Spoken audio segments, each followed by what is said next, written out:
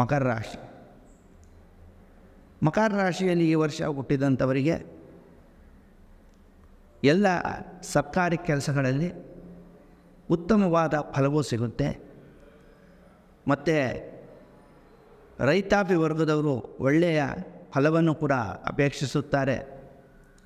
ಮಕರ ರಾಶಿಯಲ್ಲಿ ಈ ವರ್ಷ ಶನಿಯೇ ಅಧಿಪತಿಯಾಗಿರ್ತಕ್ಕಂತಹ ಕಾರಣ ಶನಿಯ ಅನುಗ್ರಹದಿಂದ ನಿಮ್ಮ ಎಲ್ಲ ಪಾಪಗಳು ಕೂಡ ಅವನೇ ನಿವಾರಣೆಯನ್ನು ಮಾಡ್ತಾನೆ. ಮತ್ತು ಮಕರ ರಾಶಿಯಲ್ಲಿ ಹುಟ್ಟಿದಂತಹವರ ತಂದೆ ತಾಯಿಗಳ ಆರೋಗ್ಯ ಸ್ಥಿತಿ ಈ ವರ್ಷ ಅಷ್ಟು ಚೆನ್ನಾಗಿರೋದಿಲ್ಲ.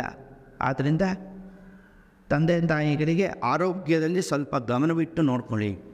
ಮಕರ ರಾಶಿಯಲ್ಲಿ ಹುಟ್ಟಿದಂಥವರು ಈ ವರ್ಷ ತಾವು ಯಾವ ಕ್ಷೇತ್ರಕ್ಕೆ ಹೋಗಬೇಕು ಅಂತಂದರೆ ವಾರಣಾಸಿ ಕ್ಷೇತ್ರದಲ್ಲಿರ್ತಕ್ಕಂಥ ಈಶ್ವರನ ದರ್ಶನವನ್ನು ಮಾಡಿ ಆ ಕಾಶಿ ವಿಶ್ವನಾಥನ ಅನುಗ್ರಹವನ್ನು ಪಡೆಯಿರಿ.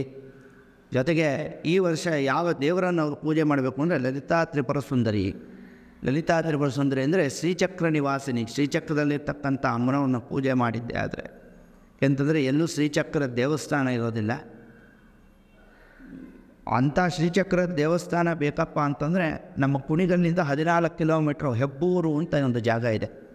ಆ ಹೆಬ್ಬೂರು ಕ್ಷೇತ್ರಕ್ಕೆ ಹೋಗಿದ್ರೆ ಅಲ್ಲಿ ಶ್ರೀಚಕ್ರದ ದೇವಸ್ಥಾನ ಕಾಮಾಕ್ಷಿ ಶಾರದಾ ಪರಮೇಶ್ವರಿ ಅಂತ ಅಲ್ಲಿ ವಿರಾಜಮಾನಲಾಗಿದ್ದಾಳೆ.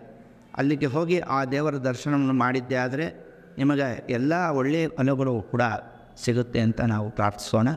ಅದೇ ರೀತಿ ಇದೆಲ್ಲ ಏನೇ ಇರಬಹುದು, 12-12 ರಾಶಿಗಳಲ್ಲಿ ಹುಟ್ಟಿದಂಥವರು ಮೇಲಿನ ನೋಟಕ್ಕೆ ಈ ಭವಿಷ್ಯ 100% ಆಗೋದಿಲ್ಲ. ಯಾಕೆ ಅಂತಂದರೆ ಇದೆಲ್ಲ ರಾಶಿ ಭವಿಷ್ಯ.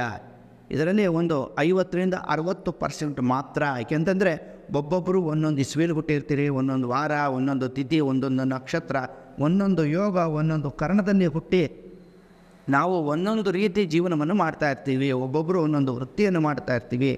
ಒಬ್ಬನಿಗೆ 5 ವರ್ಷ ಇರುತ್ತೆ, ಒಬ್ರಿಗೆ 15 ವರ್ಷ ಇರುತ್ತೆ, ಒಬ್ರಿಗೆ 50 ವರ್ಷ ಇರುತ್ತೆ. ಇದೆಲ್ಲವೂ ಕೂಡ ತಮ್ಮ ತಮ್ಮ ಜಾತಕದ ಪ್ರಭಾವದಿಂದ, ತಾವು ಹುಟ್ಟಿದಂತಹ ಗಳಿಗೆಯಿಂದ, ತಮ್ಮ ಪೂರ್ವಾರ್ಜಿತ ಕರ್ಮದಿಂದ, ಜೊತೆಗೆ ನಾವು ಹುಟ್ಟಿ ಬಂದಂತಹ ವಂಶದಲ್ಲಿ ಎಂತೆಂಥ ನಾವು ವಂಶದಲ್ಲಿ ಪುಣ್ಯ ಪಾಪ ಇದೆಲ್ಲ ಮಾಡಿರ್ತೀವಿ, ಧರ್ಮ ಅಧರ್ಮಗಳು ಮಾಡಿರ್ತೀವಿ, ಅದರ ಮೇಲೆ ನಮ್ಮ ಜೀವನವನ್ನು ಮಾಡ್ತಾ ಇರ್ತೀವಿ.